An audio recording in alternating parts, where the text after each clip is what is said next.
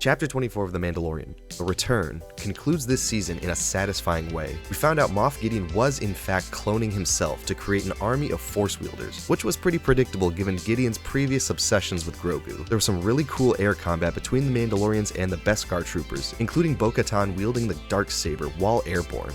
Really cool.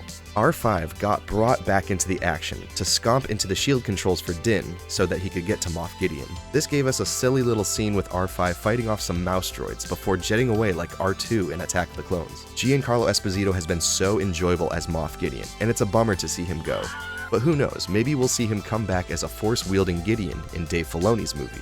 The Darksaber being destroyed just makes sense. The saber is a relic of the past, and it's interesting that Mandalore no longer has to rely on it for the power struggle of control. Now they can focus on being a united people, which will be interesting to see how they will reshape the planet for the better. Ragnar finally got a proper baptism in the living waters, which feels very melancholy given that he's grieving the loss of Paz as well. The episode ends with Din Djarin officially adopting Grogu as his apprentice. The armor instructs Din to go out and teach his new apprentice the way of the trade, bounty hunting.